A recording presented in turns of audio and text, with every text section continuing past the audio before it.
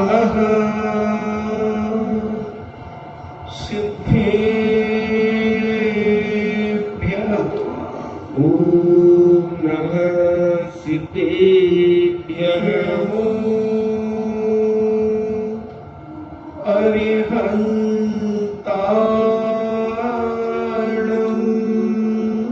नमो अरिहन्ताणं नमो सिद्धाणं नमो सिद्धाणं नमो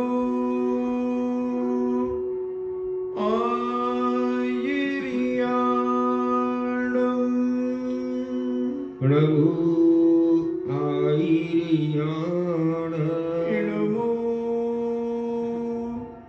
उवज्झायाणं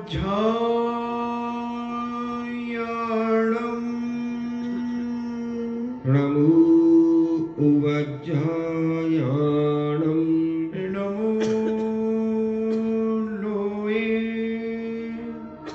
सब्बे साभूणं नमो लोये सब्बसाहूणं। पंच परमेष्टि भगवान की जय। अहिंसामयी बीतराग विश्व धर्म की जय। देवादिदेव 1008 श्री आदिनाथ भगवान की जय। देवादिदेव 1008 चिंतामणि घोर उपसर्ग विजेता श्री पार्श्वनाथ भगवान की जय। देवादिदेव 1008 शासन नायक बाल ब्रह्मचारी भगवान महावीर स्वामी की जय। परम पूजनी 1108 आचार्य श्रोमणि गुरुवर श्री कुंद कुंदाचार्य महामुनिराज की जय। परम पूजनी आचार्य श्रोमणि गुरुवर श्री विद्यासागर जी महामुनिराज की जय। परम पूजनी निर्यापक श्रमण मुनि श्री सुधा सागर जी महाराज की जय। परम पूजनी 3,9 करोड़ महामुनिराजों की जय। तपोदय अतिशय क्षेत्र की जय। परम पूज्य शिवलक श्री गंभीर सागर जी महाराज की जय। चर्चा चल रही है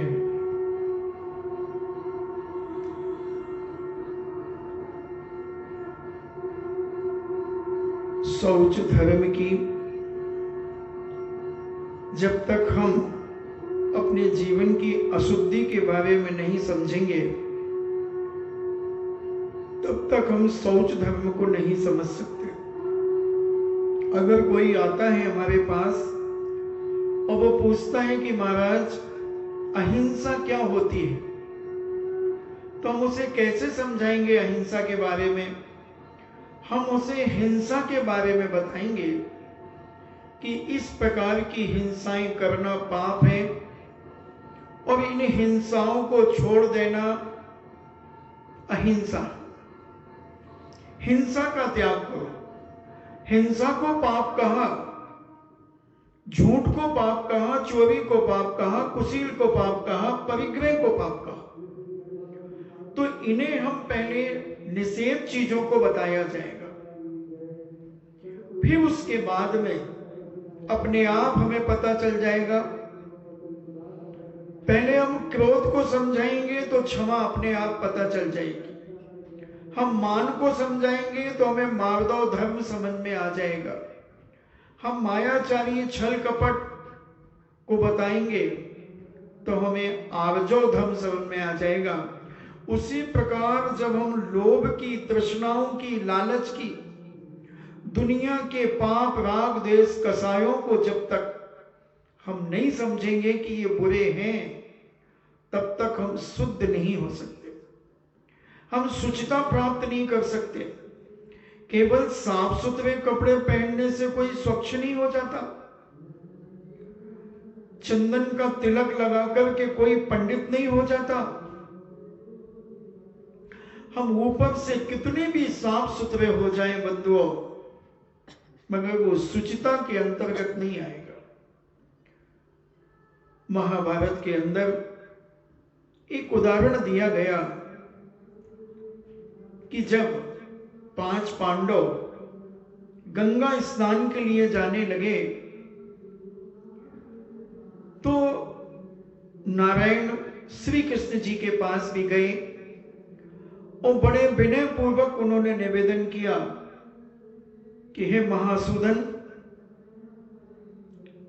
हम लोग गंगा स्नान के लिए जा रहे हैं और आपसे हमारा सविनय निवेदन है कि आप भी हमारे साथ गंगा स्नान के लिए चलिए। कृष्ण जी समझ गए, क्योंकि कृष्ण जी नारायण थे, विवेकशील थे और द्वारका के राजा थे, त्रिखंडापति थे। 3 खंड का आधिपत्य कृष्ण जी के पास था और बड़े बलशाली थे। गोवर्धन पर्वत को उठाने वाले, नाग से पंचजन्य शंख फूंकने वाले और नाग सैया में शयन करने वाले, ऐसे नारायण बलशाली बुद्धिशाली के पास जब 5 पांडव निवेदन करने के लिए गए कि हे माधव, आप हमारे साथ गंगा में स्नान करने के लिए चलिए, तब नारायण श्री कृष्ण कहते हैं कि इस समय मुझे राज्य के बहुत सारे कार्य हैं और भी अनेक प्रकार की समस्याओं का निदान मुझे करना है, इसलिए आप लोग गंगा के लिए स्नान करने जा सकते हैं, जाइए, हमारा आशीर्वाद है। मगर 5 पांडव हट कर गए कि नहीं, आप चलिए, आप चलिए। तो श्री कृष्ण जी ने विचार किया कि इनको सद्बुद्धि देना चाहिए, इनको समझाने का तरीका कुछ ढूंढना चाहिए। और उन्होंने अपने बगीचे से एक, तुम्हारे राजस्थान में आता कि नहीं आते, गोल लौकी आती है, एक तो लंबी लौकी आती है और उसे तूमा कहा जाता है। वैष्णव साधु उसको सूखा करके कमंडल भी बनाया जाता है उसका, जो पेड़ों में लगी लगी सूख जाती हैं, फिर उसके अंदर का दल निकाल करके उसका कमंडल बना लेते हैं। बहुत खाने में बड़ी मीठी होती है और बड़ी मुलायम होती है, मगर कोई कोई लौकी तुम्बी बहुत कड़वी भी होती है। तो हमारे कृष्ण जी ने एक अपने बगीचे वाले बागवान से कहा कि जाओ एक ऐसी लौकी लेकर के आओ तुम्बी जो कड़वी हो। उसने कहा ठीक है। और बागवानों को तो बड़ा ज्ञान होता है, वो दूर से ही देख लेते हैं कि ये कैसी है। और उसने एक अच्छी बड़ी तुम्बी तोड़ करके लेकर के आ गया और कृष्ण जी के हाथों में दी। कृष्ण जी ने कहा 5 पांडवों, लो, हम तो नहीं जा सकेंगे, मगर हमारे राज्य की हमारे हाथों द्वारा यह एक वस्तु दी जाती है, इस वस्तु को तुम स्नान करा करके ले आना। 5 पांडव बड़ी मान और सम्मान के साथ उस तुम्बी को, अब समझ तो गए ना, तुम्बी गोल लौकी जो होती है, तरबूज जैसे होती है, थोड़ा सा डिजाइन में फर्क होता है।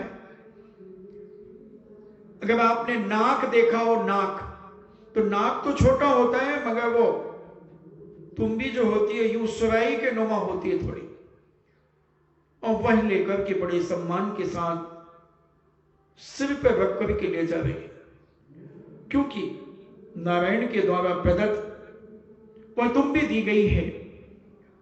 और जब गंगा जी स्नान करने के लिए पधारे तो एक एक भाई ने उस तुम्बी के मान लो 108 बार स्नान कराया, सिर पे रख करके उसे डुबकी लगाई। धर्मराज युधिष्ठिर ने, फिर भीम भैया ने, फिर अर्जुन ने, फिर नकुल और सहदेव ने, पांचों भाइयों ने 108 बार 108 बार 108 बार 108 बार 108 बार यानी 540 बार स्नान कराया और बड़े सम्मान सहित उसे लेकर के आए और पुनः द्वारका से होते हुए निकले। तो उन्होंने कहा चलो कृष्ण जी की यह वस्तु अपन वापिस कर दें।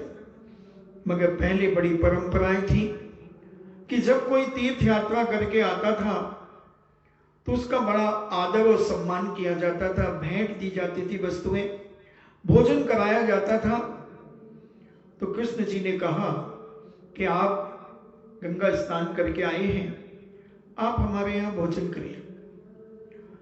और राज दरबार में तो बड़े बड़े भोजन भोज चलते ही रहते थे। स्पेशल भोजन की व्यवस्था पंच पांडवों की गई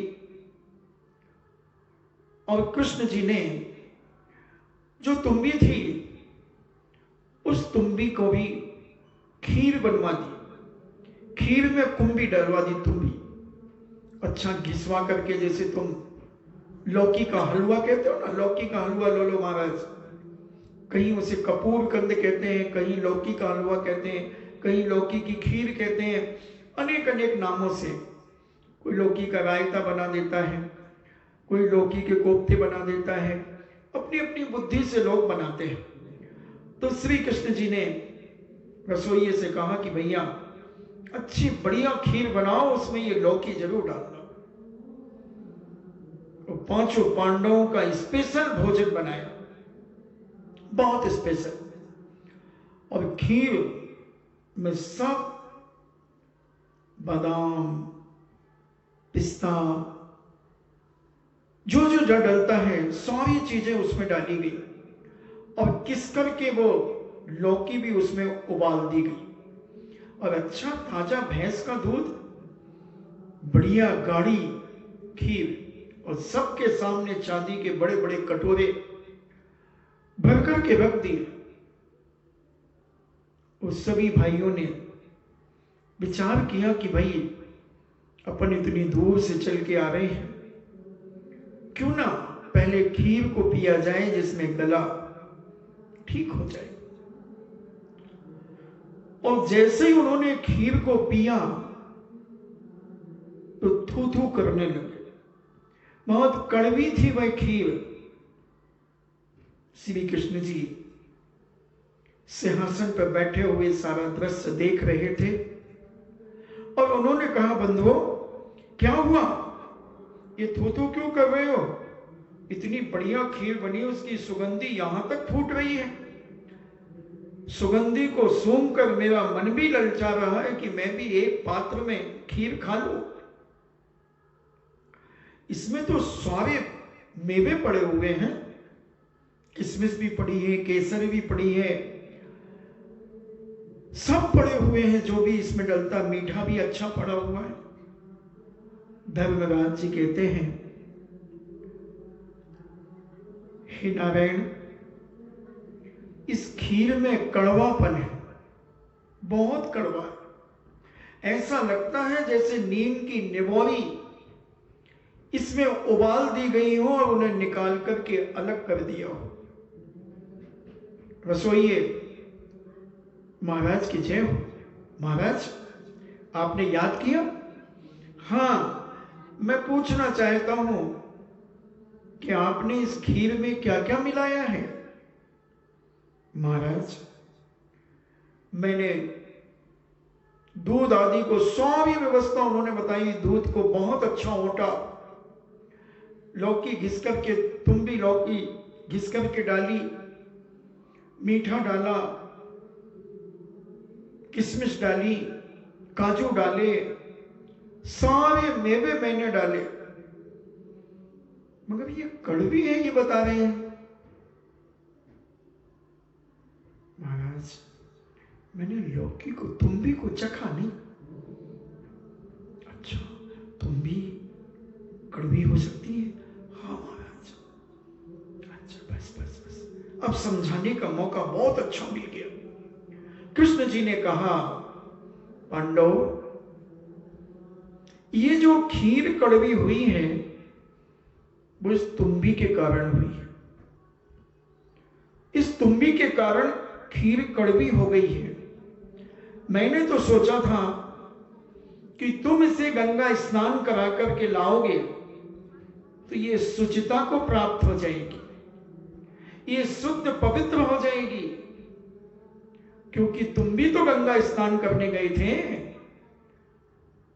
अगर भैया गंगा स्नान करने से व्यक्ति पवित्र हो जाता, वस्तु पवित्र हो जाती, तो उस गंगा में जो मेंढक हैं, मगर हैं, कछुए हैं, इतने सारे जल चर जो हैं वो सारे के सारे पवित्र हो जाते, सारी दुनिया में उनकी जय जयकार हो जाती, उनकी पूज्यता बढ़ जाती।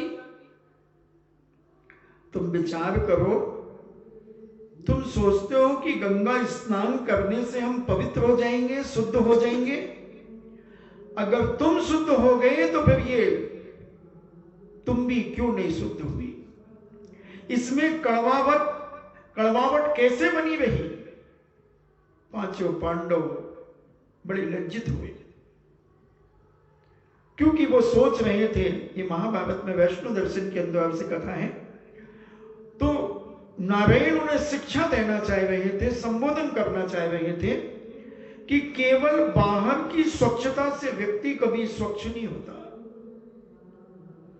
अंदर से तुम कितने पवित्र हुए हो, तुम्हारे अंदर की भावनाओं में कितनी पवित्रता है, तुम्हारी क्रियाओं में कितनी पवित्रता है, तुम्हारा स्वभाव कितना विभाव से दूर हट करके अपने स्वभाव में आने की तैयारी कर रहा है।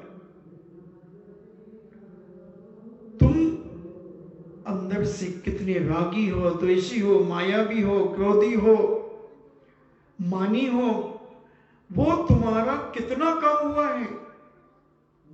जितना कम होगा उतनी शुचिता तुम्हारे पास आती चली जाएगी।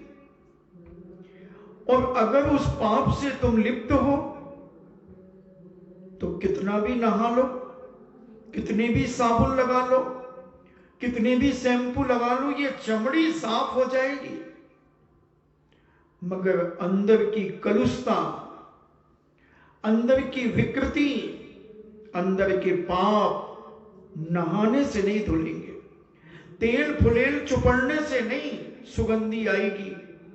ये तो उस तेल सुगंधिक तेल की सुगंधी है, क्रीम की सुगंधी है। तुम तो बदबू से भरे हो, तुम तो विकारों से भरे हो, तुम तो 5 पापों में लिप्त हो, 7 विष्णु से युक्त हो। कैसे शुद्धता होगी भैया तुम्हारी? विचार करो। तब 5 पांडवों ने कृष्ण जी से कहा कि महाराज, हमें ये राज समझ में आ गया, हम तो यही सोचते थे कि बाहर से हम जितने स्वच्छ रहेंगे हम उतने ज्यादा शौच धर्म में प्रसिद्ध होंगे, शौच धर्म के मानने वाले कहलाएंगे। मगर श्री कृष्ण जी ने 5 पांडवों को समझाया और उन्हें समझ में आया, इतना समझ में आ गया कि उन्होंने शौच धर्म को अपने अंतरंग में धारण करने का अभ्यास गंगा स्नान करने के बाद शुरू कर दिया और इतने तल्लीन हो गए शौच धर्म में कि उन्होंने साक्षात दिगंबर मुद्रा को धारण किया। दिगंबर मुद्रा को धारण किया, क्षमा से ओतप्रोत हो गए, माधव धर्म से परिपूर्ण हो गए, आर्जव धर्म रग रग में स्थापित कर लिया और लोभ को छोड़कर शौच धर्म अपने मानसिक विचारों में, अपने रग रग में शौच धर्म बैठा लिया। क्योंकि अभी आगे की चर्चा इसलिए नहीं कर रहा हूं क्योंकि अभी अपना चौथा धर्म ही चल रहा है। जब आगे आगे अभी पांडवों को अपन यहीं छोड़ते हैं, आगे जैसे जैसे अपना धर्म का दिन बढ़ेगा वैसे वैसे पांडवों की विशेषताओं को हम बताते चलेंगे, और वो इतने तल्लीन होते हैं अपने आप में, क्षमा से ओतप्रोत हो जाते हैं, माधव धर्म को समझ लगते हैं, अहंकार को तिलांजलि दे देते हैं, मायाचार से रहित, छल कपट से रहित अपने जीवन में आर्जो धर्म को ग्रहण कर लेते हैं और शौच धर्म को ग्रहण करते हैं।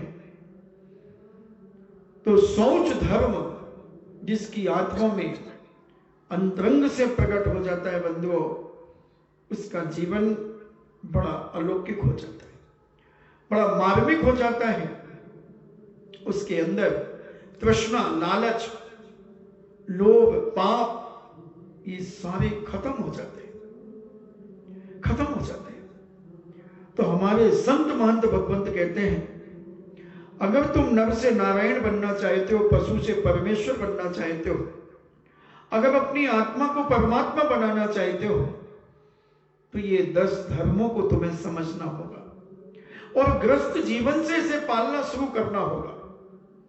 अपनी शक्ति को न छुपाते हुए अपने अंदर क्षमा धर्म को धारण करो, अपनी शक्ति को न छुपाते हुए मार्दव धर्म को धारण करो, अपनी शक्ति को न छुपाते हुए आर्जो धर्म को धारण करो, अपनी शक्ति को न छुपाते हुए शौच धर्म को धारण करो। पूछो आप अंदर से कितने स्वच्छ हैं, आपके विचारों की पवित्रता कितनी है, कितनी देर आपकी पवित्रता रहती है, 1 मिनट, 2 मिनट, 5 मिनट, 10 मिनट, कितने मिनट, कितनी पवित्रता रहती है आपके अंदर। एक पंडित जी थे, रामायण का पाठ किया करते थे और उनने एक बिल्ली पाल करके रखी थी अपने यहां पर, और बिल्ली बहुत समझदार हो गई थी। रामायण का पाठ सुनते सुनते, पंडित जी के पास रहते रहते इतनी समझदार हो गई थी कि पंडित जी की हर बात को मानती थी। पंडित जी ने कुछ उसका नाम रख लिया था, तो जैसे ही पंडित जी उसका नाम लेते वो फट से आ जाते। पंडित जी के बहुत सारे काम करती, कोई पात्र लाना है तो वो पात्र लेकर के आ जाती, घंटी लाना है पंडित जी को पूजा करने की तो वो घंटी लेकर के आ जाती। सारे मोहल्ले में बड़ी चर्चा का विषय था कि अपने यहां के पंडित जी ने क्या संस्कार दिए हैं बिल्ली को, और इतनी स्वच्छ पवित्र है बिल्ली। ओतू भी कहते हैं संस्कृत में, बिल्ली को ओतू कहते हैं, ओतू। और वह बिलाओ बिल्ली बड़ी प्रसिद्ध हो गई। लोग कई बार अपने अपने घरों से दूध के प्याले लाते और बिल्ली मौसी को पिला देते, और बिल्ली पी पाकर के भी अच्छी हट्टी कट्टी होती जा रही थी। कोई ज्यादा काम करना नहीं, धूप में फिरना नहीं, इधर उधर जाना नहीं, घर के भीतर रहना। अभी जितने ये लॉकडाउन में घरों में रह रहे हैं, इनकी शक्लें तो देखो आप, ऐसे गोरे नारे चट्टे हो गए हैं और ऐसे शरीर भी फूल गया है, क्योंकि खाना और सोना, खाना और सोना, काम क्या है, खाना और सोना, कोई मेहनत नहीं। ना माइंस पे जाना है, ना स्टॉक पे जाना है, ना उगाई पे जाना है, और ना कहीं बिजौलिया क्षेत्र पर आना है, कहीं तो जाना नहीं, घर के अंदर ही रहना है, 4 दीवारों के अंदर रह करके बस खाना ही खाना। अरे सुनो, हाँ, अरे पकौड़ियां तो बनाओ, और अभी कल तो बनाई थी, कोई बात नहीं आज भी बना लो, मौसम देखो कितना अच्छा है, हम तो कल परसों की बात बता रहे तुम्हें। तो पकौड़ियां बन गई साहब। अच्छा, कल सुबह में कचौरी बना, नाश्ते में कचौरी बन गई साहब। तो खाओ और पड़े रहो, खाओ और पड़े रहो, कोई मेहनत करने की तो गुंजाइश ही नहीं है, कि भाई कोई तुम्हें जिम जाना हो, तुम्हें कोई व्यायामशाला जाना हो, तुम्हें कोई बॉक्सिंग करने जाना हो, बैडमिंटन खेलने जाना हो, टेबल टेनिस खेलने जाना हो, वॉलीबॉल खेलने जाना हो, बास्केटबॉल खेलने जाना हो, कबड्डी खेलने जाना हो, फुटबॉल खेलने जाना हो, कुछ नहीं, घर में ही खेलते रहो फुटबॉल। कभी इसको सता दो, कभी उसको सता दो, कभी उसके सिर में मार दो, कभी उसकी चोटी पकड़ के खींच दो। तो मुंह जवानी थोड़ा सा खेलते रहो, बाकी तो शारीरिक खेल तो सब बंद है, सब कुछ मेहनत बंद है। तो वह बिल्ली भी अच्छी हष्ट पुष्ट हो गई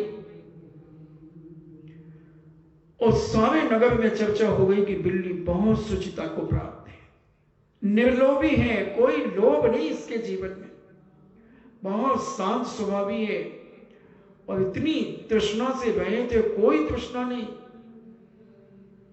ये चर्चा धीरे धीरे धीरे धीरे पूरे गांव में फैल गई। एक व्यक्ति बहुत होशियार था, उसने कहा अगर बिल्ली जैसी लोक प्रवृत्ति से रहित हो जाए तो मनुष्य तो 1 मिनट में हो जाएगा। उसने कहा क्या किया जाए?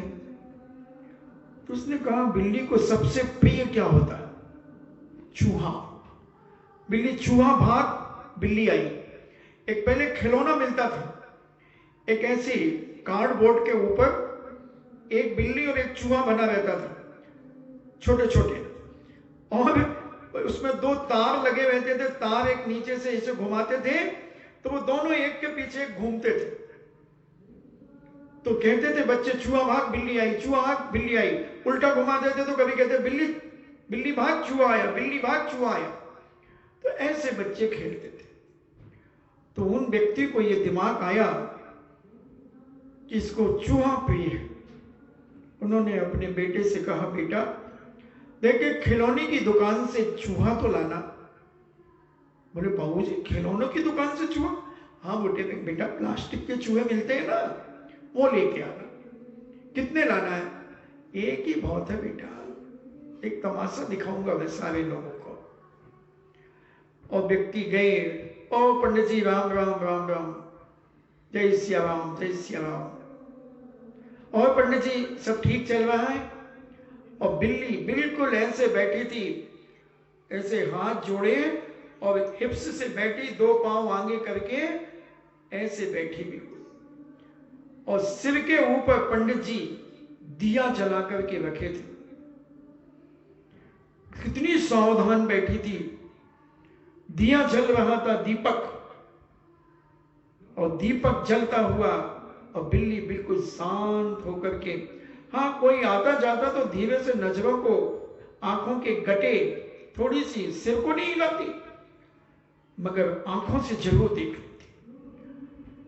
और उस व्यक्ति ने धीरे से चूहा अपने जेब से निकाला और दिखाया, थोड़ा सा दिखाया। बिल्ली अब उसी को देख रही है।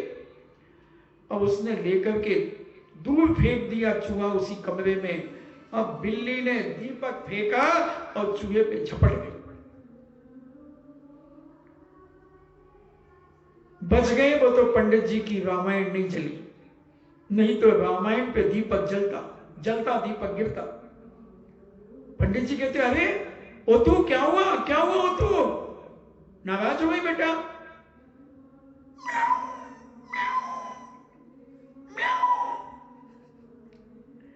पंडित जी ने इधर उधर देखा, ये म्याऊं म्याऊं क्यों कर रही है? और ये चूहा। ओहो। तो वो व्यक्ति कहा पंडित जी तुम कह रहे थे हमारी बिल्ली बहुत स्वच्छ हो गई है, पवित्र हो गई है, इसके रग रग में शुचिता आ गई है, पवित्रता आ गई है, इसने सारे पाप छोड़ दिए हैं, चूहा मारना छोड़ दिया, चूहा खाना छोड़ दिया, और ये हमेशा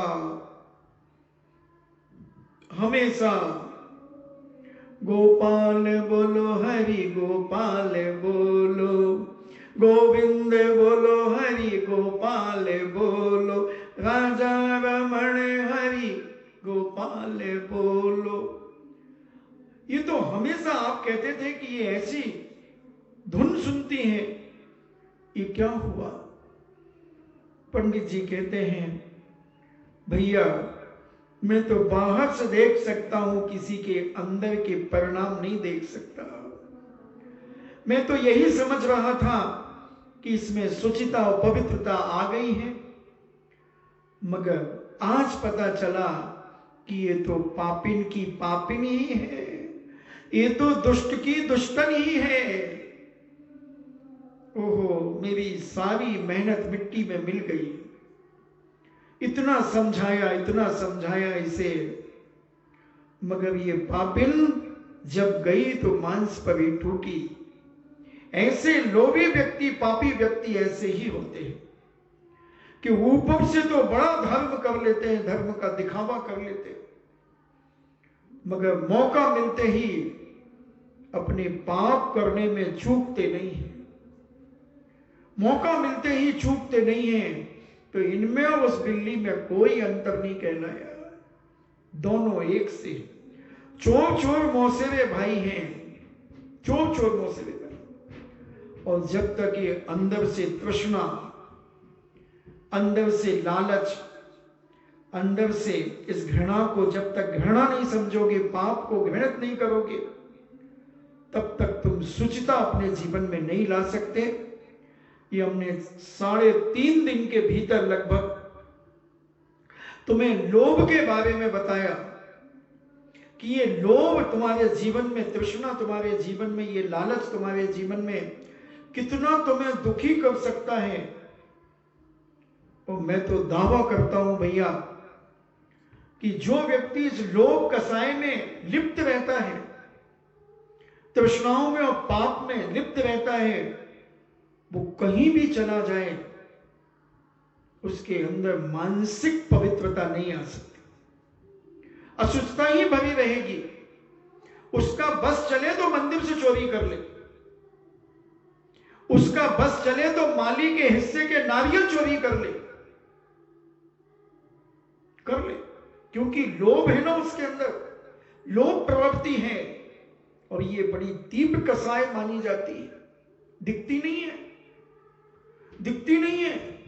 दिखती से, देखने से तो आदमी बड़ा साफ सुथरा स्वच्छ दिख सकता है, मगर अंदर से कितना काला कलूटा जहरीला हो सकता है, ये बड़े बड़े लोग भी इसे समझने में धोखा खा जाते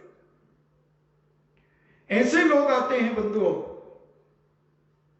इतने निर्लोभीपना दिखाते हैं, और जब उनका इतिहास को देखते हैं, जब उनके वर्तमान को देखते हैं, तो पता चलता है कि इनसे बड़ा पापी दुनिया में कोई नहीं होगा। इतना बड़ा लोभी बहुत सारे लोग मिलेंगे बंधु, तृष्णा जिनके अंदर भरी है, और ऊपर से खाए, चाहे वो खाने की हो, पीने की हो, मैंने कल परसों कहा था, देखने की हो, पाप की चीजें सुनने की हो, सब भरा पड़ा है 24 घंटे। रात को 10 बजे क्या, 12 बजे क्या, 1 बजे क्या, लगे हैं पाप में, लिप्त हैं पाप में। बहुत मुश्किल है ऐसे लोगों के पाप छूटना, क्योंकि आनंद ही जिसे आ रहा है। जिस व्यक्ति को गलत काम करने में आनंद आ जाए, बस फिर समझ लेना कि उससे वो पाप छुड़ाना बहुत टेढ़ी खीर, बहुत मुश्किल है। वो 100 बार कसमें खा लेगा, भगवान की कसम तक खा लेगा। यहां तक कि ऐसे भी पापी हैं कि भगवान को छू लेंगे, जिन्हें भगवान को उठा करके कसम खा लेंगे, और 4 दिन बाद पता चलेगा उसी पाप में लिप्त हैं, उसी छल कपट में लिप्त हैं, उसी बेईमानी में लिप्त हैं, उसी चोरी में लिप्त हैं, उसी तृष्णाओं में लिप्त हैं। बहुत सारे लोग हैं। क्या होगा? इसलिए जो व्यक्ति अपने आप को पवित्र करना चाहता है, तो पहले इस पाप को समझे, इस लोभ कसाय को समझे। हमने क्रोध को भी समझाया, मान को भी समझाया, माया को भी समझाया, फिर क्षमा को भी समझाया, मार्दो धर्म भी समझाया, आर्जो धर्म भी समझाया, और उसके बाद फिर हमने लोग समझा रहे हैं 3-3.5 दिन से। अब शौच धर्म हम तुम्हें बताना चाहते हैं कि तुम्हारी शुचिता, पवित्रता कैसे आएगी, किसके पास होगी ये पवित्रता, कौन इस पवित्रता को धारण कर सकता है? जिसके चित्त में, जिसकी मानसिकता में पर पुरुष, पर स्त्रियां, पर धन यानी दूसरे की धन दौलत की अभिलाषा न करता हुआ, वह छठ काय के जीवों की हिंसा से रहित होता हुआ, इसे दुर्भेद्य अभ्यंतर कलुषता को दूर करने वाला यह उत्तम शौच धर्म कहा जाता है। कौन कर सकता है? जिसके अंदर से दूसरों की मां बहनों के प्रति बुरी दृष्टि हट गई हो, जिन माताओं बहनों के अंदर से दूसरों के पुरुष, बच्चों आदि को देख करके बुरी दृष्टि जिनकी हट गई हो, और दूसरों का धन देखकर जैसे मांस के टुकड़े लगते हो, जैसे मैला और मल के समान दिखता हो दूसरे का धन दौलत, नियत खराब नहीं होती हो उसे छूने की, लेने की। वो तो मलमूत्र को कौन छूना चाहता है?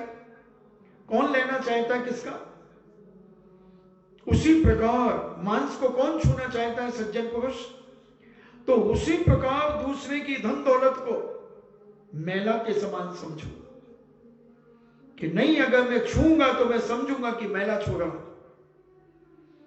दूसरे की हड़पना, तृष्णा के भाव लाना, उसे कैसे अपने कब्जे में करना, छल कपट आदि करके नहीं।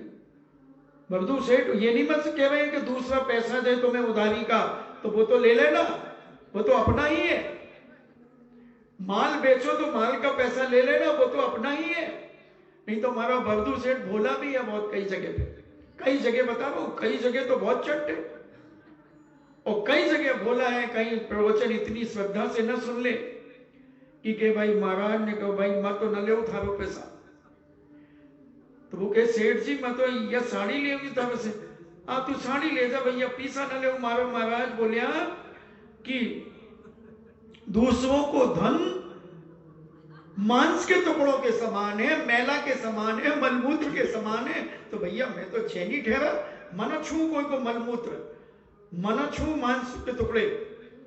तो मैं समझा दूं अपने बब्दू भाई को, तो भैया अपना व्यापार करना अलग चीज है, दूसरों का धन दौलत हड़पना, नियत खराब करना कि ये मेरे पास आ जाए, झूठ सांच बोल करके कैसे भी करके वो आ जाए, वो है पाप। तो ऐसी अभिलाषा न करना, वो छठ काय जीवों की हिंसा न करना। 6 काय के जीव, पृथ्वी काय, जल काय, अग्नि काय, वायु काय, वनस्पति काय और त्रस काय, ऐसे 6 कायों के जीवों की जो हिंसा करता है वह कभी शौच धर्म अपने जीवन में प्राप्त नहीं कर सकता। जो दूसरों की धन दौलत हड़पना चाहता है बेईमानी से, छल कपट से, झूठ बोल करके, और जो दूसरों की माताओं बहनों को लुभा करके, या माताएं बहनें दूसरों के पुरुषों को लुभा करके अगर ये पाप उनके अंदर चलते हैं तो उनके अंदर शौच धर्म उत्पन्न नहीं हो सकता। और जो इससे रहित है, इस कलुषता से, अंतरंग से जिसकी कलुषता छिन्न भिन्न हो गई है, खत्म हो गई है, ऐसा व्यक्ति उत्तम शौच धर्म मानने वाला कहा जा सकता है। इसमें कोई और दूसरा कोई शौच धर्म को धारण करने वाला नहीं हो सकता। ऐसा पूज्य पद्मनंदी पंचविंशति ग्रंथराज के अंदर लगभग 1000 वर्ष पहले पूज्य महाराज ने यह बात कही। अब अपने आप को देखो कि हम कितनी शुचिता अपने जीवन में प्राप्त कर चुके, कितनी पवित्रता हमारे अंदर आ गई है। और उसके बाद आंतरिक लोक की निर्वृत्ति शौच है, यानी अंदर के परिणामों में जो लोक की प्रवृत्ति निर्वृत्त हो गई है, समाप्त हो गई है, वह शौच है, यानी शुचिता है, वह शुचि भाव, वह कर्म उत्तम शौच धर्म है।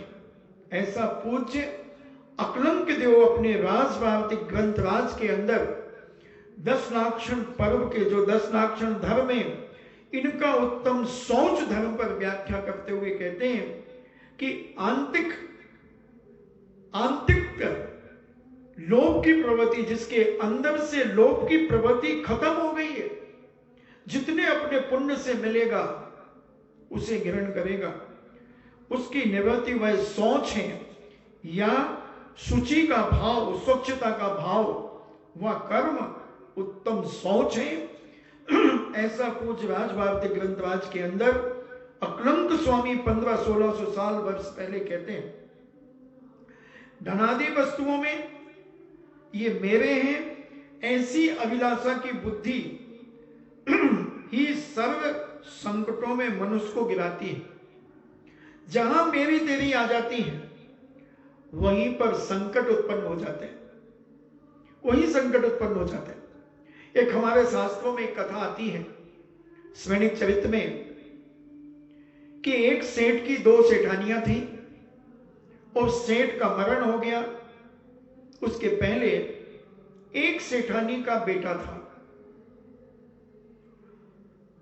और जब सेठ मरण को प्राप्त हो गए, बेटा अभी छोटा ही था, धीरे धीरे दूसरी जो सौत थी, दूसरी जो सेठानी थी, उसने विचार किया, उसे तृष्णा जागी कि मेरा तो बेटा है नहीं, मैं तो बांझ हूं, और इसका बेटा है, तो सारी सेठ की धन दौलत इस बेटे को मिलेगी, बेटे सेठ बनेगा, मैं तो एक नौकरानी और दासी बनकर के जिंदगी जीऊंगी, दिन भर इसकी गुलामी करके मुझे जीवन जीना पड़ेगा, क्योंकि इसका बेटा है वो सेठ बनेगा और इसे लोग सेठानी कहेंगे।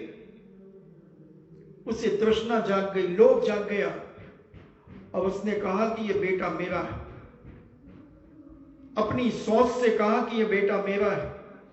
उसने कहा वाह बेटा तुम्हारा कैसे, मैंने 9 महीने अपने गर्भ में रखा है, तू कैसे कहती है। अब पहले जैसे अभी तो वो क्या बोलते हो डीएनए, तो डीएनए तो पहले होता नहीं था। अब झगड़ा धीरे घर में होते होते होते होते मोहल्ले पड़ोस में पहुंच गया, मोहल्ले पड़ोस से बढ़ते बढ़ते राज दरबार तक पहुंच गया। और महिलाएं जब लड़ती हैं भैया, पहले तो मैं सोचता था कि महिलाएं कभी लड़ती नहीं होंगी, मैं तो बहुत सीधा साधा ठहरा, तो मैं तो जानता ही नहीं था कि महिलाएं कभी लड़ती हैं। सही कह रहा हूं, इतना नहीं जानता था। तो 1999 के चातुर्मास में जब मैं अलवर में चातुर्मास कर रहा था, तो मैं खड़े होकर सामायिक करता हूं चातुर्मास में। तो प्रवचन करने के बाद, क्योंकि पहले ये जिज्ञासा नहीं होती थी, महाराज के पास ऐसे लोग बैठे रहते थे, तो मेरा प्रवचन बस गुरु भक्ति के बाद चालू हो जाता था और ठसाठस लोग बैठे रहते थे। और मैं प्रवचन करके जब सामायिक करने जाता था, तो तखत के ऊपर खड़े होना तो फिर तो बहुत दिखता ही है, और छत के ऊपर करना, तो वही बंगले थे, बहुत सारे लोगों के बंगले थे। एक महिला अपनी बेटी के साथ एक बंगले पर आई और उसने अपनी गाड़ी खड़ी की और उस महिला को आवाज दी उस घर की। और अच्छी वो हिप्पी कट चलते थे ना उस समय, बाल कटे बाल, ऐसी झालरें घूमती थी ऐसी। हाँ, और पहले हमारी डोकरियां तो लेवन टोकियो बांधती थी, और बेचारी उसके पहले की डोकरियां तो रस्सी मस्सी गूंथ लेती थी, ऐसे से गुट्टा बांध लेती थी। चिंदी बिंदी बांध लेती थी वो तो बेचारी, या बहू बेटियों ने जो विभिन्न विभिन्न पुराने हो गए वही लेकर के, नहीं तो कई टुकड़ियां तो रस्सी बांध लेती थी। इतनी कंजूस खोपड़ी थी वो, कौन पैसा खर्च करे, इतनी लोभी थी तृष्णा। मेरा तो लोभ पे चल रहा है तो मैं तो कहीं से भी उठा करके लोभ पे पटक दूंगा। और उसने बुलाया, छोटा गेट था, बंगले जैसे बनते मकान, विवांगी बरामदा टाइप के होते हैं, जगह खुली रहती है गाड़ी गाड़ी रखने की सब। तो वो आई, बोले क्या बात है? बिल्कुल जैसे समझ लो मैं यहां सामायिक कर रहा हूं, ये बीच में इतनी रोड है और जितने ये टीवी वाले बैठते हैं उधर से उनका मकान चालू है हमारा, तब इतना स्पष्ट दिखेगा। और रात को 8 सवा 8 बजे की बात, बस धोखे दी, क्यों क्यों आऊं? बोले इधर आ। तो और मैंने कहा ये तो परसों जैसे बोल रही, इधर आती कि नहीं आती तू? अब वो बेचारी आई, गेट खोल। उसने कहा गेट नहीं खोलूंगी मैं। बोले गेट खोलती कि नहीं खोलती तू? उसने गेट खोला। अब उसने पकड़ करके बाल पकड़ करके घसीटा, ऐसे मारा। मैंने कहा यार ऐसे तो लड़के गुंडे बदमाश लड़ते। तब मुझे उस दिन पता चला कि महिलाएं भी ऐसी, कह दूं आगे समझ जाओ, इतनी निकृष्ट रोड पे आ गई लड़ते लड़ते। लोग खड़े हो गए मगर उन्हें शर्म नहीं आई। और वो छोरी देखती देखती छोरी ने भी देना चालू कर दिया। मां बेटी ने, मां लड़की ने, कहूं मां नहीं मम्मी लड़की ने, मां तो लड़ती नहीं, बेटी तो लड़ती नहीं, लड़की लड़ती है और मम्मी लड़ती है। अब आज मम्मी ही मम्मी है, मां तो कोई उंगली पर गिनने वाली एक आध मिल जाए तो मिल जाए। और कम से कम आधा पौन घंटे मेरी तो सामायिक ही बिगड़ गई। चिल्ला रही हैं, गालियां बक रही हैं। जब उस दिन समझ लो जैसे तैसे टूटी फूटी सामायिक करके, हाँ तुम तो बड़ी शरीफ हो, दूसरी समाज की होंगी, अपना घर घर दूसरे का घर पेशाब घर।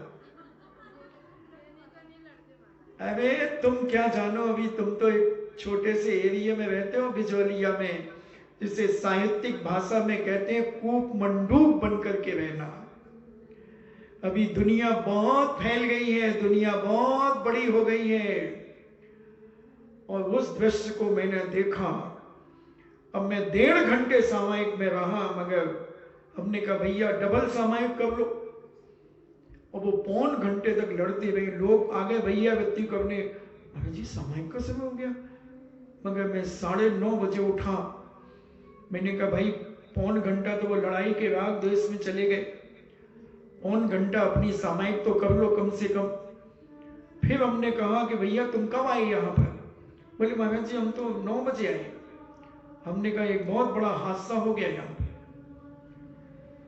क्या हो गया महाराज? मैंने कहा ये बंगले में झगड़ा हो गया। बोले ये तो कर्नल का बंगला है महाराज जी। हमने कहा वो कर्नल ही पिट गई,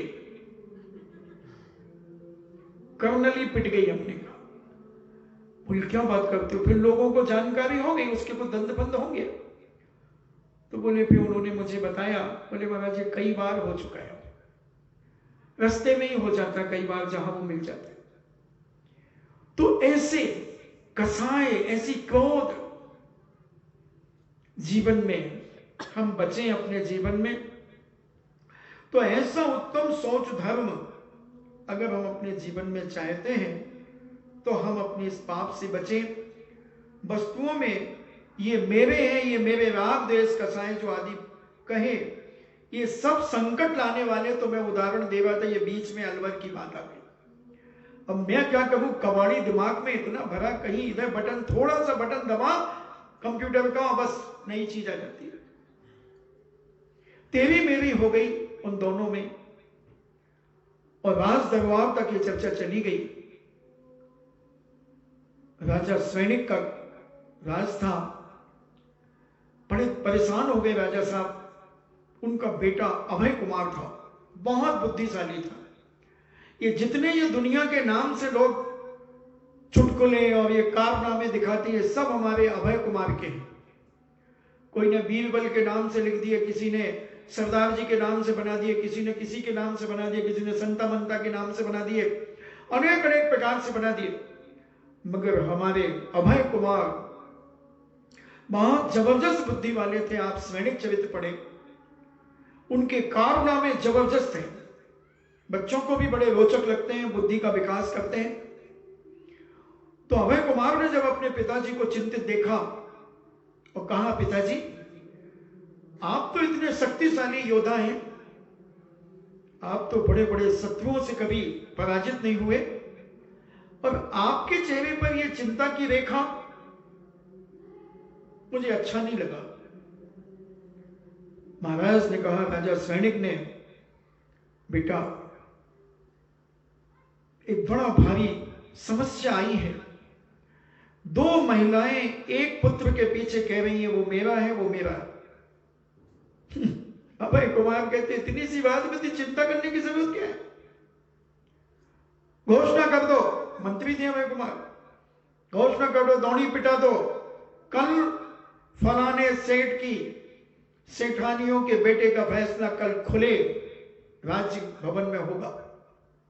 लाखों की जनता इकट्ठी हो गई और उन्होंने एक टेबल बिछाई, उस बच्चे को लिटाया,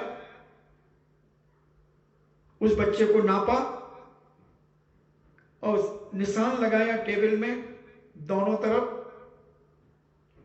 और निकाली अपनी तलवार और पैर भी बांध दिए जिसमें बच्चा हिले डुले नहीं तो थोड़ा हिलेगा डुलेगा, आगे पीछे हो जाएगा तो छोटा बड़ा हो जाएगा, फिर एक भन्ना जाएगी, मैं छोटा नहीं लूंगी। हाँ, कसाई बहुत बड़ी तेज है। 2 महिलाओं के परिवार का बंटवारा हो रहा था, साड़ियां गिनी जा रही थी, देवरानी जेठानियां गिन रही थी, दोनों थी, एक साड़ी एक्स्ट्रा हो गई, बराबर बराबर बट गई। दोनों अब देख रही कि कौन बोले। सासू कहती है, ये कौन रखेगा? आंख निकाल के देखती है, छोटी वाली, कौन रखेगा?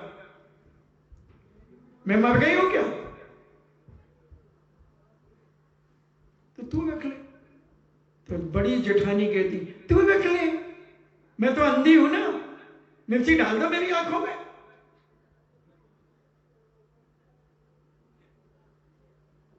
तो जैसे ही छोटी ने उठाने लगी तो बड़ी झपटती है और अपने बेटे से कहती, पकड़ इसको 2 कल लंबाई। और उसने कैंची लगाई और फर्र से फाड़ दी। ले आधी तू ले, आधी तू ले, हिसाब पाई पाई का, चाहे भाई भाई क्यों ना हो, हिसाब पाई पाई का।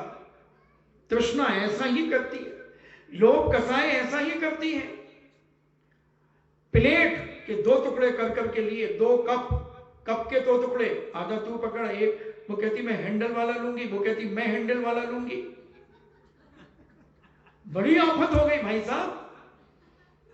ये तृष्णा, ये लालच बहुत खतरनाक है, आदमी की ये कसाएं दुर्गति में ले जाती हैं। अभी तो अच्छा लगता है, और ऐसे केस हुए, 50 केस हुए। हो सकता बुजुर्गों की जानकारी में भी हो, मेरी जानकारी में तो है, मैंने तो देखे, सुनाए मुझे तो आकर के उन्हीं लोगों ने सुनाए जिनके घर में ये घटना घटी। वो सासू ऐसी फूट फूट करके रोई, बोले महाराज हम तो समझ भी नहीं सकते थे कि इतनी निकृष्ट होंगी हमारी बहुएं। हमने कुछ नहीं, अम्मा जी ये पूर्व जन्म का बदला ले रही हैं, ये सगी बनकर के तुम्हारी ये पूर्व जन्म में दुश्मन होंगी, और सगी बनकर के ये तुमसे बदला ले रही हैं, क्योंकि ऐसे बदला ले नहीं पाती। जितने आदमी किसी को दुखी करता है, जो भी आदमी जिसे रुलाता है, तुम समझ उसे सगा मत मानना। जिसके कारण भी तुम्हें दुख होता है, मानसिक दुख होता है, किसी के कारण हो, पिता के कारण, बेटे के कारण, भाई के कारण, मां के कारण, बहन के कारण, पूरे परिवार में, कुटुंब में जो भी तुम्हें रुलाता है, और तुम उससे जीत नहीं पाते हो, तुम दुखी हो जाते हो। समझ लेना वो तुम्हारा पूर्व जन्म का बैरी है। हमने एक उदाहरण देकर के एक बार समझाया था। तो वो पूर्व जन्म का बैरी था और तुमसे जीत नहीं पाया, तो ऐसा सगा बनकर के तुम्हें दगा देने आया। इसलिए ज्यादा राग, ज्यादा मोह मत किया करो किसी से। वो राग और मोह ऐसी शत्रुता में बदल सकता है कि तुम इतने मोह में गाफिल हो जाओगे, वो तुम्हें धोखा देकर के चला जाएगा, रुला करके चला जाएगा। इसलिए इस आर्त ध्यान, भाव ध्यान को पैदा करा देगा तुम्हें। तो ऐसे पापियों से बचो। और अभय कुमार ने नाप तोल करके पैर आदि बांधकर जैसे ही तलवार निकाली और एक बार उस पर रखी और खींची, तो जिसका बेटा था वो दौड़ के आ गई। मंत्री जी, मंत्री जी, क्या है? ये बेटा मेरा नहीं है, ये उन्हीं का है। तो तुम क्यों कह रही थी इतनी देर से कि मेरा है? गलती हो गई, मुझे प्रायश्चित दे दो, मुझे दंड दे दो, मुझे काल कोठरी में डाल दो, मगर ये बेटा मेरा नहीं है। मैं झूठ बोल रही थी, मैं पापिन हूं, मैं पापिन हूं, मैं निर्लज्ज हूं, ये बेटा इनका है। अभय कुमार ने अपनी तलवार को म्यान में रखा, राजा को देखा और राजा कहता है, अभी तक तो इतने दिनों से सारे नगर में हंगामा था, दोनों कह रही थी कि हमारा है, हमारा है, और वो फूट फूट करके रोने लगी, महाराज की जय हो, महाराज ये बेटा मेरा नहीं है, उन्हीं का है, उन्हीं का है, मैं तो झूठ बोल रही थी, मुझे काल कोठरी में डाल दो। अब वो कहती, नहीं, 2 टुकड़े करो, इसी वक्त करो 2 टुकड़े। जब ये कह रही मेरा, आप झूठ बोल रही है, इसके पहले कह रही थी मेरा 2 टुकड़े करो, क्योंकि वो तो चाह रही थी कि ये मरे, जिसमें संपत्ति दोनों में बराबर बराबर बटे। तृष्णा, लोभ कितना खतरनाक होता है। और अभय कुमार तो महान बुद्धिशाली थे, सम्यक दृष्टि जीव थे। बस उन्होंने कहा, राजन, बेईमान तो ये है दुष्ट, जो कह रही है 2 टुकड़े करो, इसका बेटा है। उसे बेटा दिया गया और राज से सम्मानित किया गया और उसको काल कोठरी में डाला गया। जब उससे पूछा कि तुमने झूठ क्यों बोला, कि तुम्हारा बेटा जब था तो तुम्हें तो ताल ठोक करके कहना चाहिए था कि बेटा मेरा है। उसने कहा, महाराज, मैंने सोचा कि बेटा तो मेरा है और इसका है नहीं, इसे क्या फर्क पड़ेगा, चाहे 2 टुकड़े हो जाए, चाहे 4 टुकड़े हो जाए। इसका लक्ष्य, इसका उद्देश्य तो यही है कि इसका बेटा मरना चाहिए। और फिर मैंने सोचा कि बेटा जिंदा रहे, चाहे वहां रहे, चाहे मेरे पास रहे, कहीं तो रहे, मुंह तो देख सकूंगी, कम से कम मुंह तो देख सकूंगी। इस वजह से मैंने कहा, झूठ बोल दिया। राजा ने कहा, यह है नारी अहिंसक, यह है नारी पवित्रता से भरी हुई, चारित्रवान, शीलवती नारी, कि जिसने अपने बेटे की रक्षा के लिए झूठ बोल करके अपनी सौत को बेटा देने को स्वीकार कर लिया। सारी तृष्णा खत्म हो गई, लोभ खत्म हो गया, मायाचार खत्म हो गया, छल कपट से रहित होकर के जिंदगी जीना इसने स्वीकार कर लिया। और सारे जनता के अंदर तालियां बज गई। कैसे कैसे लोग हैं दुनिया, मोह में आकर के, राग में आकर के कितने पाप कर लेते हैं और पाप करा देते हैं। थोड़ा गरेबान अपना अपना झांका करो सोने के पहले। अभी तक की अपनी स्वयं के द्वारा किए हुए कारनामों की फिल्म देखा करो कि हमने अपनी जिंदगी में कैसे कैसे छल कपट किए, हमने कैसे कैसे धोखे दिए हैं लोगों को, कितनी तृष्णाएं पाल करके हमने अपनी जिंदगी को आगे बढ़ाया है। ये सारे अत्याचार व नीतियां एक बार स्मरण करके इनको धिक्कारा करो, धिक्कारा करो और अपने आप को निर्लज्ज, पापी, लोभी कहा करो। महाराज जी, हम अपने आप को पापी कहेंगे? तुम्हारा दिमाग खराब तो नहीं है? आज किसके यहां गए थे आप करने के लिए? हम पापी कहेंगे, हम मायाचारी अपने आप को कहेंगे? छोड़ो ये सब बातें। मत कहना, बिल्कुल मत कहना। अगर तुम्हारे मन में ऐसा आता है तो मत कहना। मैं कहूंगा अपने आप को पापी, मैं अपने आप को कहूंगा लोभी, मायावी। अरे मैं क्या, हमारे बड़े बड़े मुनिराज, बड़े बड़े साधु परमेष्ठी, जो सच्चे साधु हैं, जो सच्चे उपाध्याय परमेष्ठी हैं, जो सच्चे आचार्य हैं, जो गणधर पर्वत विराजित हैं, 63 विद्यों से युक्त हैं, वो दिन में 3 बार प्रतिक्रमण करते हैं और अपने आप को कहते हैं पापिष्टेन द्वात्मना जड़ दिया माया बिना लोभना। मैं पापी हूं, मायावी हूं, लोभी हूं, रागी हूं, द्वेषी हूं। वो अपनी निंदा करते हैं। तो तुम किस खेत की मूली हो रे? तुम किस खेत की मूली हो? तुम तो बहुत बहुत मामूली हो, बहुत बहुत मामूली हो। तुम दिन में 1000 बार भी अपने आप को पापी कहो तो कोई बात नहीं, क्योंकि दुनिया ने तुम्हें 100 बार पापी कहा है रोज। तुम कम से कम 2-4 बार अपने आप की निंदा कर लिया करो, कर्मों से बच जाओगे। पवित्रता और शुचिता तुम्हारे अंदर आ जाएगी, शुद्धता तुम्हारे अंदर के परिणामों की होने लगेगी। महाराज जी, हम तो पत्थर के समान श्रोता हैं महाराज। जैसे पत्थर को कितना भी पानी डालो ऊपर से तो भीग जाता, हम आपके प्रवचन सुनते समय तो भीग जाते। आज एक माँ बेटे में यही वार्तालाप चल रहा था। उसकी माँ कहती है गजब का प्रवचन देते हो महाराज जी, आदि आदि बोलते रहते हैं लोग। तो वो कहता तूने क्या समझा, तू बता, 5 मिनट को बता दे। वो कहती मैं तो भूल जाऊं, मगर थोड़ा याद दिला दो तो तुम्हारे को याद आ जाए। तो मैंने कहा कि ओहो, 14 प्रकार के श्रोता जो होते हैं एक पत्थर के समान श्रोता होते हैं, कि जब पानी डालो तो पत्थर पूरा भीग जाता है, पूरा भीग जाता है। और उसी समय एक घन लेकर के उस पत्थर में मार दो तो अंदर बिल्कुल सूखा निकलता है। तो ऐसे ही पंचम काल के श्रोता कि जब प्रवचन सुनते हैं, जब उन्हें थोड़ी गिलानी होती अपने आप से, भाई महाराज तो बिल्कुल ऐसी बात कहते, सीधी चुभती है अंदर जाकर। सुनाते हैं लोग मुझे, और बाहर के आते हैं तो वो तो सुनाते ही। और बस जैसे ही बाहर उठे और टेप रिकॉर्ड चालू हुआ, अपना अपना टेप रिकॉर्ड एक दूसरों से टॉकिंग, क्या बोलते, टॉकिंग चालू हुई।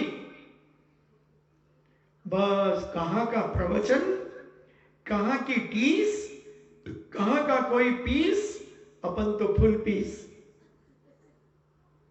और बस अपने इधर उधर की बातों में लग गए। 10 बजा दिए, जय सिया राम, हो गया काम। कल सुबह फिर अपनी वही स्थिति पर। कुछ नहीं बंधु, कुछ नहीं मिलने वाला, कुछ नहीं मिलने वाला। जब तक ये क्रियाएं तुम्हें घृणा पैदा नहीं करा देंगी तुम्हारे अंदर से, तब तक तुम धर्म को मानने वाले नहीं कहलाओगे, तुम धर्मात्मा नहीं कहलाओगे। यानी तुम्हारी आत्मा धर्मात्मा नहीं कहलाएगी। विचार करो। आज हमारे बब्दू सेठ कह रहे थे, अब क्या करें, मुझे जो याद आ जाए जी को नाम, वही वही दिखे महाराज।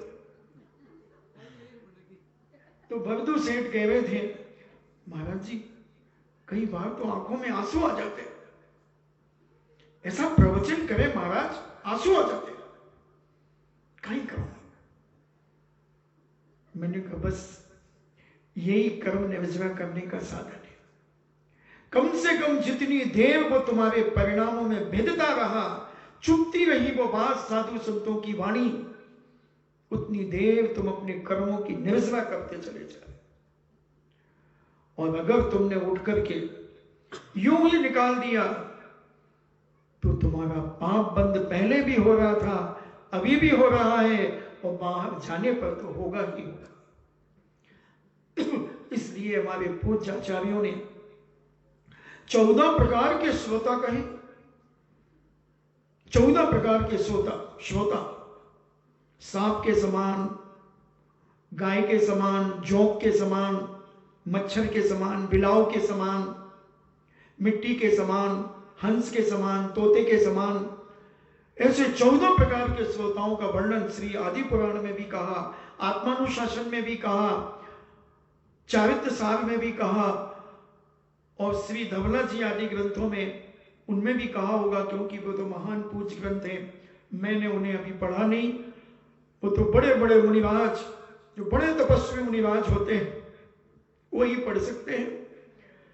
तो ऐसे ग्रंथों में 14 प्रकार के श्रोताओं का वर्णन दिया गया है। तो बंधुओं, अपने आप को विचार करो कि तुम कहीं कौन से श्रोता हो। कई भैंसा के समान भी श्रोता है, जिनको प्रवचनों में से बुराइयां निकालना पड़ती हैं। अनेक अनेक प्रकार के श्रोता हैं। इसलिए हमारे आचार्य सब जानते थे पहले से कि कैसे कैसे लोग होंगे, उनकी वर्णन उन्होंने अपने ग्रंथों में कर दी। इसलिए मैं कहता हूं, आज आहार के बाद कमरे में भी चर्चा चल रही थी कि स्वाध्याय करना बहुत जरूरी है अपने जीवन में।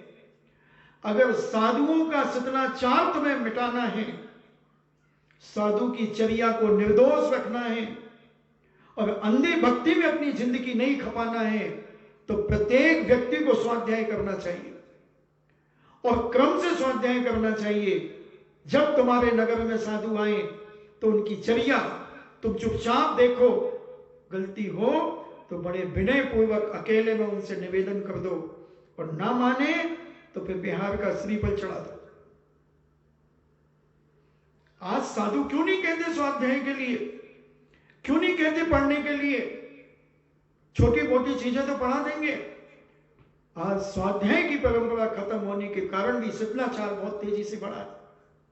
क्या क्या मंगा लेते हैं साधु, और भक्त नहीं रहता, वो तो मोही हो जाता है, रागी हो जाता है उस साधु से। भक्ति तो खत्म हो जाती है, राग हो जाता है, राग। और ऐसा खास बनकर के भक्त नहीं, वो कमभक्त बनकर के साधु को खत्म कर देता है। चम्मच बनकर के। चम्मच क्या करती है? चम्मच क्या करती है? तुम्हारे भगवाने को खाली कर देती है। देते देते देते देते देते देते खाली कर देती, भगवाना खाली हो जाता है। ऐसे कुछ साधुओं के चमचे बन जाते हैं जो साधु को खाली कर देते हैं, साधु की चर्या खत्म कर देते हैं, मोह जाल में ऐसा फंसा लेते हैं उस साधु को। ये लोभ तृष्णा स्वयं को डुबा देती है और साधु को भी डुबा देती है। इसलिए भैया, मेरे तो मन में जो आता है वो खुली डंके की चोट पे कह के चला जाता हूं। तुम कितना ग्रहण करोगे, कितना अमल करोगे, ये तुम जानो। मैं तो चला उस पार, तुम्हारी तुम जानो। समय आपका हो रहा है। तो ये लोभ कसाय बहुत खतरनाक है भैया। ये लोभ मोह के समान है। जैसे मोही व्यक्ति कुछ नहीं देख पाता, ऐसा लोभी व्यक्ति भी कुछ नहीं देख पाता। और ये चम्मच वाली बात बहुत खतरनाक है। चम्मच बनना बहुत बड़ी हानिकारक है। बोलो, आपकी बटलोई खाली कर देती कि नहीं? चम्मच बार बार डाल डाल के निकालते जाओगे। और ये चमचे क्या करते हैं? खूब चढ़ाते रहते हैं, खूब चढ़ाते रहते हैं, और साधु फूल करके गुब्बारा होता रहता है।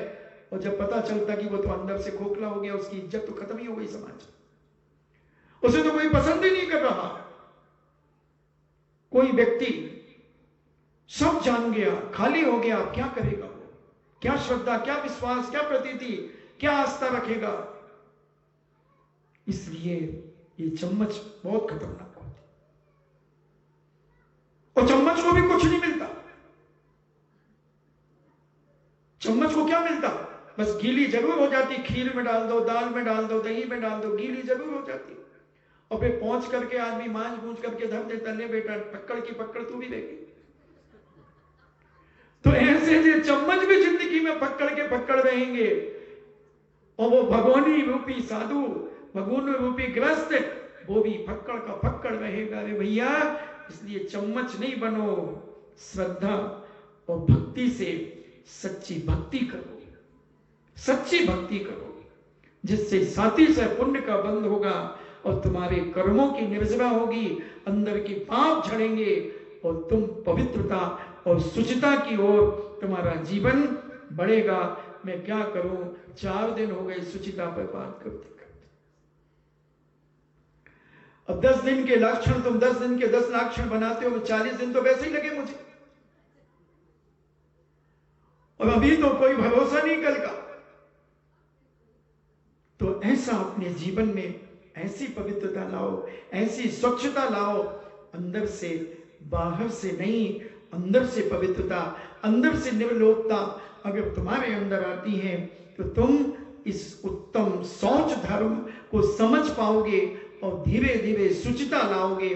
फिर भविष्य में जब तुम महामुनि बनकर के उत्तम शौच धर्म तुम्हारे अंदर आएगा, अभी पहले अंदर से शुचिता लाओ। इन्हीं मंगल भावना के साथ जिनवाणी स्तुति।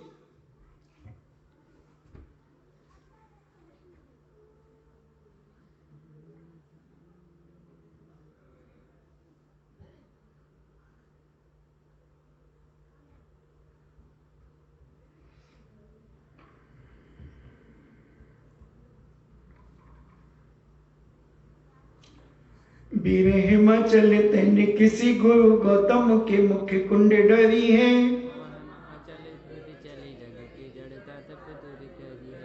ज्ञान पयो निधि माही वली बहु भंग तरंगन सौ उचरी है।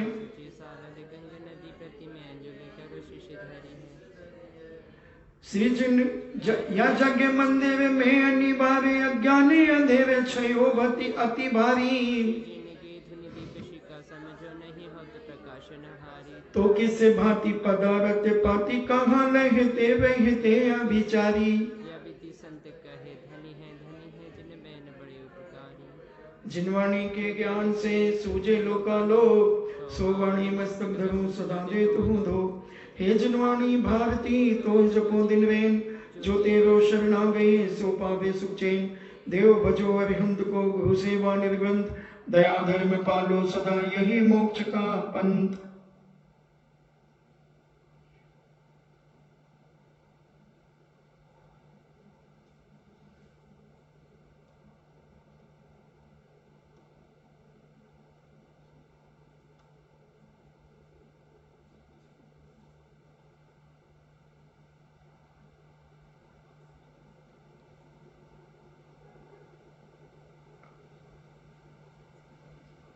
परम पूज्य द्वादशाम जिनवाणी माता के सुत देवता सुत देवता सुत देवता जैनम जेतु शासनम जैनम जेतु शासनम जैनम जेतु शासनम वंदे विद्यासागरम।